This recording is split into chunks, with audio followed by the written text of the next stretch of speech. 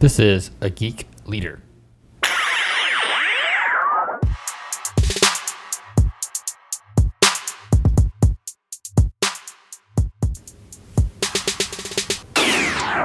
Hey guys, John Rada back with episode 110 of A Geek Leader podcast, and today on the show we've got Brian Dixon. He's the author of a book called Start With Your People.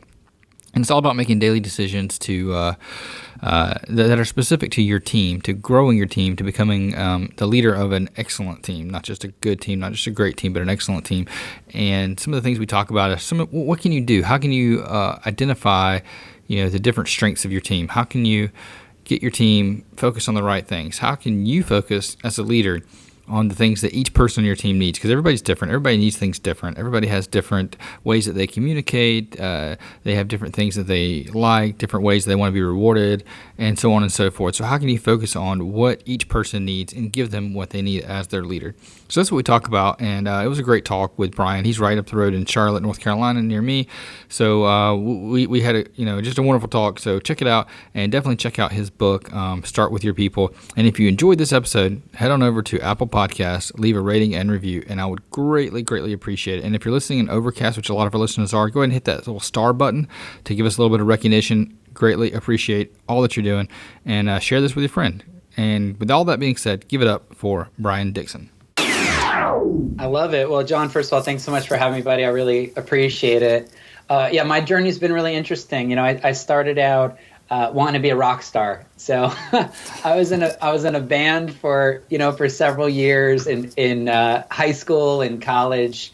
And I think that's probably true of your audience too. They've got this dream that maybe they wanted to be a ball player, or they wanted to follow in their father's footsteps and take over the business, or they wanted to, do something in art or something in music or like something cool.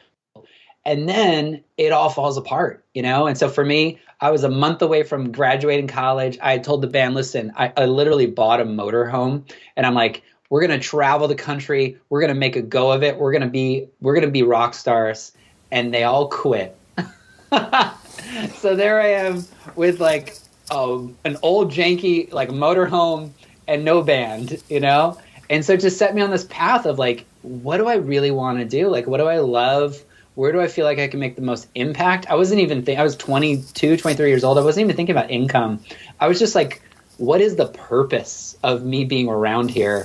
So literally I did the backpacking in Europe thing, went there on a Eurail pass, last dollar spent, going over there, all the money I'd saved up to go with the band I took overseas. And I kind of got lost, I just sort of like wandered around, and I hit this point where I'm like, what is the purpose of my life? And I reflected on the high times, like the times that I felt like I'd made the most impact was when I was teaching.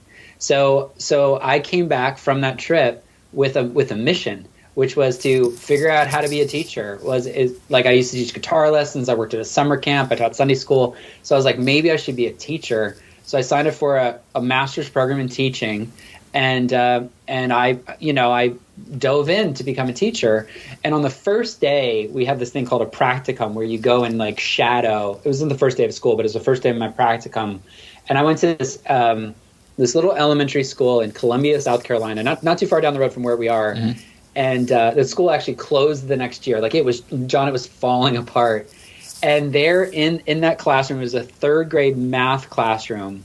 And as I walked in, the kids looked bored out of their minds. They just hated that class. The teacher was disengaged. It was just not a good environment. And in the back of the classroom, there were 3 computers. This is October, 3 computers that still were in the packaging. Nobody had taken them out and plugged them in. These poor kids from August, September, October, almost 3 months, these brand new computers that nobody even knows how to use. And I'm like, I don't know how to teach. I don't know how to, do a lot of stuff, but I know how to plug computers in. So I showed up and I plugged the computers in when the kids were on recess with the teacher's permission. And when the kids walked back in after recess, their eyes lit up. They were so excited to get on the computer and actually do these math games. And that's like the beginning of my journey is seeing an opportunity and pursuing it and leading to engagement, helping people grow in their skills. So I was in K-12 education for 14 years from a teacher. Eventually, I had the opportunity to start my own charter school called the Mentorship Academy, which led to writing and speaking and doing coaching. And that's what I do now. I help people figure out their audience, their message, and their product, help them figure out how to really engage in their work, love their work, and serve their people. Okay, so a lot of our audience are like team leads and managers of software development or IT engineering groups. Yes. And stereotypically, us engineers aren't necessarily always engaged, and we're not really the good people skills. We don't have the people side of business, and I know I sure don't. And I've worked really hard to try to fake it and pretend like I do, pretend like I care sometimes when I really don't. How can someone like me be more engaged with my team, and what are some things that I can do to actually maybe enjoy being engaged? Oh, that's so good. That's so good. Yeah. A lot of my coaching clients, when they first get to know me, they're like, we want what you have. Because I love people. Like, I've learned to absolutely love people. And so having coached a number of introverts who are just results focused and just like, you didn't do your job. Like, what's wrong with you? Just kind of having that perspective. And so I've learned from experience how to encourage them and how to help them move forward. And I'd say, it's like, how do you put people first when the project is really important, right? Because it feels like the math doesn't add up. Can you relate to that? Oh, absolutely. There's so many times where, I don't care about your feelings. Get the coding done. Yeah. Get the freaking coding done. Like, if only I could hire a robot to do what you're supposed to do, right? Life would be better. Yeah, I can't tell you how many times I've heard people say, well, just leave it at home. I don't care. So good. So good. Yeah, I've absolutely been there before. And listen, working with teachers who are mostly, heart-centered people, right? Who are thinking about kids and they're, so many meetings I'd have where teachers were like just crying and I'm like, what? Just finish your grades, just like do what you're supposed to do. So, man, I have absolutely been there before. I think it goes back to the idea that, nobody cares about what you know until they know how much you care. Mm-hmm. And so for my hard driving engineer types, it's actually, the math actually does add up. Because what happens is when somebody opens up to you, when they see that you have their best interest, they show up bigger than they ever have before. And it doesn't take a lot, That's the thing. It doesn't take a lot. It doesn't mean you don't get projects done and you all sit around and just hug each other all day, right? But showing that you actually pay attention. So just like really quick, some nerdy details. Mm-hmm. Something as simple as when you meet somebody for the first time, let's say it's a new team member, it's a new client, writing down a couple personal details. That's it. Just write down a couple personal details. They mentioned a kid, okay? So write down, has a kid, okay? Or they mentioned that their son plays soccer. Write down, son plays soccer. And before you start the meeting, like as the meeting is getting going, just say, hey, how's your son going? He plays soccer, right? Like, how's your son doing? He plays soccer. Like, yeah, he plays, And they're going to talk, and I know you're probably thinking, man, I got to start this meeting. But guess what's happening? They go, John cares about me. And it's true. Like, you actually did take time to remember the detail and to check in. But what they're going to do is this is strategic advantage. Like, just to focus on the math, they're going to show up in a bigger way. They're going to give you that special deal that they know they could have, but they didn't because they didn't feel a personal connection. Or they're going to bring a little bit more effort to the table. And that's the difference right there. I don't want a team. I think it's Dave Ramsey who says, employees are people who show up late, leave early, and steal while they're there. We don't want employees, right? We want team members. And I actually talk about this in my new book, Start With Your People. Your current team is actually your dream team. Like, imagine that. Now, I'm not talking about firing people. I'm talking about the people you currently work with. If you were to flip your perspective and go, this is somebody's mom. Like, let me treat her like she's somebody's mom. This is somebody's wife. Let me look at her, and smile like I know my wife wants me to smile. Like, what if I treated them like they were the most valuable person in somebody else's life? Because they are, instead of just somebody that provides you the results that you need. And it actually gets you more results, and that's the whole point. Yeah, I found that there's like this intangible amount of effort that it's really hard to put like an ROI behind it when it comes to getting people engaged and connected and something that's bigger than themselves. And I think what you talked about there was kind of changing that perspective around to where you see someone in a different light. And there was one thing I did with my team at a previous company. I kind of got promoted into management there, and I didn't really get to choose the people on my team. And at the time, I thought, well, I wouldn't have chosen these people anyway, And of course, I started having a lot of turnover, and then I did get to choose some of the people. But one of the things that really changed our whole team perspective and environment and everything was volunteering together.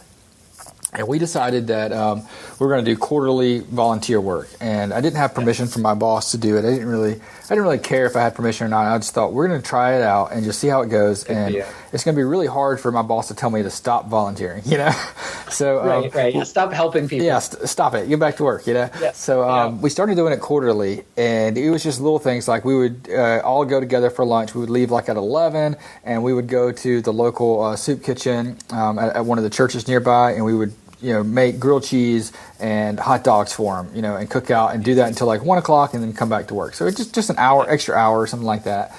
And the team loved it. And at first they were like, why are you making us do this? We got work to do. But I realized that we actually got more work done on the weeks that we did these volunteer things. So I kind of upped the ante and we started doing it monthly instead of quarterly. I love it. At the time, I remember at one point said, why is your team always going off together? I was like, because we're getting our stuff done. Once you get your stuff done, you can do this stuff. And our value got higher and higher. And for a good 2.5 year stretch, we didn't have any turnover. And then, software development is kind of a big deal, especially when I was losing people every 3 months prior to that. But I think that's one of the things you talked about, is just getting that mindset of caring and growth together that's really going to help engage people. I love that. And doing it again, like I've been in the situation where there's already a team. Like you said, you already had an existing team and you wanted to hire them. They can feel it. Mm-hmm. Like when you walk in a room, right? We've all been there. I mean, it's visceral. You walk into a room and you know that they don't really want you there. You're not the guy they were expecting. Like you can feel it. So as managers, as people who manage other people, as people who lead other people, it's your responsibility to make them feel welcome. It's your responsibility to flip it around. And it's just in your mind. That's all it is. It's just in your mind that you didn't hire them. But act as if you did. Like what it's like. In the book I talk about my grandmother right now is 93 years old. And so I talk about like a dentist office or imagine your company. If you knew your 93-year-old grandmother was coming in on Friday, like how would you arrange the office? How would you make sure she's welcomed? How would you make sure that she got all the best services? And you already know, like right now, if you thought about how would I treat my 93-year-old grandmother if she was on the team, you know what you'd do. Why don't you do that for your other people? Because reality is they're somebody else's grandma. Like they're in somebody else's family, and it just changes it. Like you said, retention. I think the math is $100,000. When you lose a team member, even if you're paying them, $40 or $50 a year, you lose $100,000 in your company because of the loss of production, because of all the conflict, because of all the time to hire somebody new and onboard them. So losing a team member, it costs you a lot of money, and all it does to keep them isn't hard. It's just showing that you care about them, and that makes such a big difference. Yeah, I heard a stat in our area in Charlotte that tech employees right now, as far as technology employees, the unemployment is less than 1%, which is crazy. Wow. So that means if you do lose someone, expect it to be 6 to 8 weeks to hire someone, or you're going to overpay. One of the two. It's just been insane right now. So that loss of productivity is one thing that I think a lot of people don't really factor in, because you're losing more than what your salary should be for that person. Absolutely. Yeah. And money's not much of a motivator. Like it really isn't. We think it is, but it really isn't. You want to be valued. You want to be seen. You want to actually enjoy your life. And so with all things being equal and assuming that there's a decent salary, like you're not sacrificing to be there, but it's not necessarily maybe the top of the salary spectrum. People are going to stay at a job they love, even if the money's less, because they feel valued and they feel appreciated. Yeah, I think you're absolutely right. And that's it starts out right out of college, before you have experience, before you've built up the thing. And when you have a lot of debt, all that good stuff, money's important. It's a lot more important. But once you get to a certain point in your career, you're going to pay me 10% more to go to an environment where I'm not excited to work every day versus a place where I feel valued and I'm happy. No, not a chance. The money doesn't matter that much. What matters is the happiness. What matters is the fact that I get to leave work on a reasonable hour and spend time with my kids when I get home and not have to stress and be worried about it and not have heart disease when I get older and whatever else happens. All that. So good. Yeah, absolutely. So let's say we have that team and we've started showing respect. We're starting to see people grow. How do we take that to the next level? How do we build the dream team once the team starts to flourish and it starts to feel recognized, it starts to do good things? What is the next thing we need to do?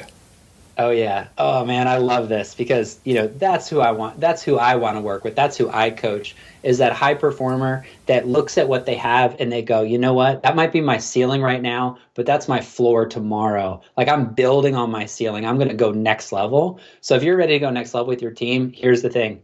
You got to write a manual. Okay? Imagine if you had a manual for your team. So, and what I mean by that is not SOPs, not standard operating procedures, but a manual on each of your employees. And there's 4 tests I recommend that you have each employee take. And let's see if I can remember them all in order. Okay.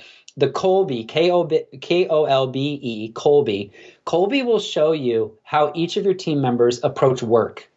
So for example, in Kolbe, I think there's like 4 different strands. One of them is a fact finder. So this is the person that won't get to work right away. They want to go research to make sure they're doing it the best way. But then there's the quick start. They're the person that will dive in immediately, but they won't go research all the things that could go wrong.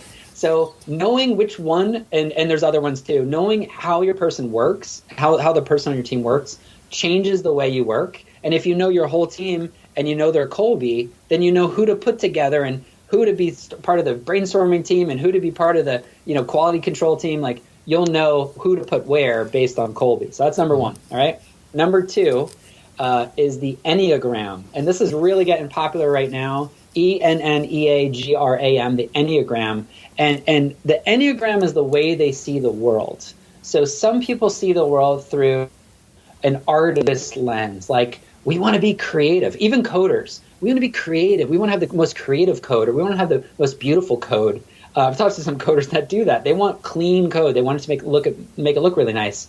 But then you have the achiever who just wants to crush it and like hit the sales goal. And then you have the peacemaker who wants everybody to get along. There's actually 9 types of the Enneagram. So that's how they see the world. And what's helped me about knowing their Enneagram is how I talk to them. Because if I say to a number 4, an artist, I say, wow, that was really unique what you said, and I really appreciate the way you contribute, that will light them up. But if I said to a number 8, a challenger, wow, that was really unique, I like the way you contribute, they would be offended. So it's really important to know what their Enneagram type is. And what I'd do is I'd get them to take these tests, and I would literally print it out and make a little manual, And so there's 2 more, and then I'll talk about how to use it. The third one is the love language assessment. Did you know there's 5 love languages, right? Mm-hmm. You're probably aware of this, right? Yep. So is it receiving gifts? Is it words of affirmation? Is it personal? Is it acts of service and a few other ones? So for example, one team member might be motivated by a new gift. Here's a gift. But if you gave me a gift, man, I don't care. But if you tell me, Brian, you rocked it today, that is everything. You could give me a new car, or you could say, Brian, you're awesome. I'll take Brian, you're awesome any day of the week. I'll take the Tesla. Love language is words of affirmation. Go ahead. I said I'll take the Tesla. I'll take the Tesla. But if you say good job and you gave me a Honda, I'd probably take that over the Tesla. It really matters to me. But other people, gifts is everything. And so you could say all these nice things to them, and they just in one ear out the other. But if you gave them a little bonus or a leased car, whatever the thing is, depending on your level, it means a lot. Okay, and then the 4th one is strength finders. So Clifton Strength Finders, which it's pretty familiar in the business world. Yeah, we've had Tom Rath on talking about that not too long ago. Right? Yeah. So knowing their strength finders, and here's the key with strength finders, they have, because there's like 35 of them, the top 5 and the bottom 5. Make sure that they're in their top 5. They're working on their top 5. Like whatever project they're on, it's somewhere in their top 5. And don't ever give them something that requires their bottom 5, because they're going to blow it. And even if they try, they're still going to blow it. It's just so innate to who they are. So here's what you do. you get your team, you do a team retreat, or you give them some sort of incentive for taking the test. They all take these 4 tests. You get all the results, and you literally, you have your team, or you can do it yourself, put together the manual. And then when you do your quarterly reviews or your weekly team daily stand-up or whatever it is, you just flip through it real quick. I'm having a meeting with Cheryl. Let me just look through. Oh yeah, Cheryl, her love language is gifts. She's a quick start. Her Enneagram is a helper. Okay, so these are some key things I need to say to make sure that she knows that she's valued and she's appreciated, and also to get the best production out of her. Man, John, that'll completely change your organization right there. Yeah, it sounds like it. It sounds like that. Basically, you're going to start playing to everybody's strength in a way that's genuine, but it helps them shine. It helps them to not have to overcome the communication challenges, all the things that prohibits them. I guess it focuses on their strength instead of their weaknesses. Yeah, I mean, love him or hate him. Steve Jobs is quoted as saying, like, coders would say to him, "But you're not a coder," Mm-hmm. and basically they're saying, you don't know how to play an instrument. And so his comment was, you're right. I don't know how to code. I don't know how to design. I don't know how to do a lot of these things. I don't play an instrument. I play the orchestra. Yeah, that's good. So that's what you do as a manager, as a leader, is your team is your orchestra. So like the worst thing you could do is like hop on somebody else's, terminal or computer and start coding for them. Like, whoa, like that's gonna mess them up. They're gonna quit tomorrow, right? When you start doing your work for them, when you pick up their trumpet and start playing it, like that's not what you do as a manager, as a leader. But you have to see, what are the instruments that I have, and how can I make the best music possible? Yeah, that's really good. We actually had a guy on. Roger Nierenberg. He wrote Maestro, and we talked about his book and how he talked about leadership's about conducting the orchestra, and it's about so good. There's different perspectives. He got into it was a super good book, and it's surprising because I'm not really a music guy. I'm one of those weirdos who I prefer listening to a podcast or an audiobook than music in my car. That's right. But probably a lot of your listeners right now. Yeah, you're right. I think so too. But when I read his book, I was like, oh my gosh, this makes so much sense. It's such a great analogy when you think of orchestra and music into leadership, because everybody has different things that they offer. You have your percussion section, which offers certain type of input. Then you have your strings that offer a different type of input, and your woodwinds and your brass. And they all have different perspectives. They all hear things from different parts, and they all have different things to contribute. Yes. But they all have to come together, and we have to lead them in certain ways. Maybe the percussion, we don't have to signal anything to them. They just keep track of the time. Whereas we have to signal to the brass to come in strong, and we have to quieten them down sometimes because they get too loud. And it's all about how you lead each individual group, which is pretty fascinating. Love that. It's awesome. So you got a new book coming out. Start with your people. You mentioned it a little bit in here. And your subtitle says the daily decision that changes everything. What are some hints on what that decision is?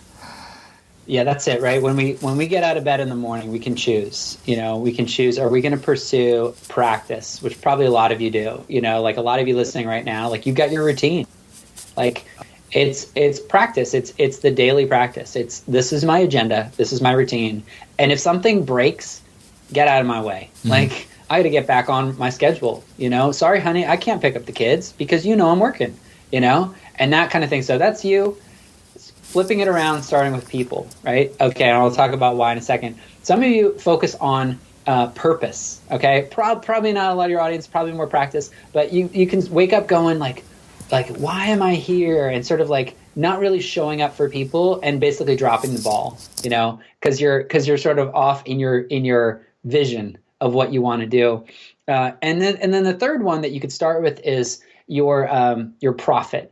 I just gotta go make $1. I gotta go make this happen, really hard driving, stepping over people. But here's the thing, when you start with people, it actually leads to purpose, it leads to practice, and it leads to profit. So what I mean by start with your people is showing up for the people at your home, in your life, and in your work. And so just really simple examples like, hey guys, I'm running to the store. Do you need anything? Because man, John, you're going to be there already. Like, why not go pick them something up, Or like, hey, I'm going to this conference. Is there anybody you want me to say hi to? Like just really simple things that you can do. I've been married 17 years this Saturday. And one thing that I've learned in the last few years is to say to my wife, Julie, every day is how can I make your day today? Today, John, is a crazy day. Like we're doing interviews, I'm doing coaching calls, like it's a crazy day. And yet even today, I said to Julie, hey, how can I make your day today? And her answer was, you're doing everything, you're good. And you know what? That filled me up because I knew, okay, check it off the list. But someday she says, you know what, honey, can you go pick up the kids at this time? Or can you make that phone call for me? Or can you check on that delivery or whatever it is? I'm like, okay, I'll put that in my agenda. I can make that happen. And that's it, right? The daily decision is to look at the people in your life, look at the people at your work and say, like, what can I do to help you rock it today? That's it. Just imagine it when you get into the office tomorrow, if you were to say to that person that you're not getting along with, like, hey, you know, I've got a little bit of time this afternoon. Is there anything I can help you with? They'll probably say no because we hate getting help, but it'll mean something to them because you offered it. And maybe the third time you offer it, they'll take you up on it. It'll change your work. It'll change your environment, and it'll actually change your day. So that's the idea. Put people first, and everything else comes after that. And that's really good. So how can people find out more about you, your coaching, and this book that's coming out? Oh, you're awesome. Well, I'm so honored to be here. So it's Brian Dixon, BrianDixon.com. We've got a 30-second quiz. So if you're feeling stuck, you're looking for your next step, you're like, man, I want to take this to the next level, or I don't know how to make this thing work. We have a quiz on the website there for you. And the book is called Start With Your People. It's available on Amazon. There'll be an audio version as well. So, of course, podcast listeners, you know, you can get that audio book, and that's just over at Audible. It's called Start With Your People. All right, awesome. We're going to link that up in the show notes as well. And we'll link up your all your social channels, YouTube, and the book as well. Thanks for coming on. I really appreciate it. And hopefully we can do this again sometime, maybe in person next time since we're both in the Charlotte area. That's right. You rock, John. This was great. Thanks so much for having me. Hope you guys enjoyed this episode with Brian Dixon, and if so, please share it with a friend. Also, head on over to Apple Podcast or wherever you listen to podcasts. If they have a rating and review system, rate, review it, all that good stuff. And if you don't subscribe. You can subscribe in Spotify, Apple Podcasts, Google Podcasts, Google Play Music, iHeartRadio, wherever podcasts are found, you can find a Geek Leader. So go find it, subscribe if you aren't already, and share it with a friend. That'd be greatly appreciated by me and by all of our listeners. So thanks so much.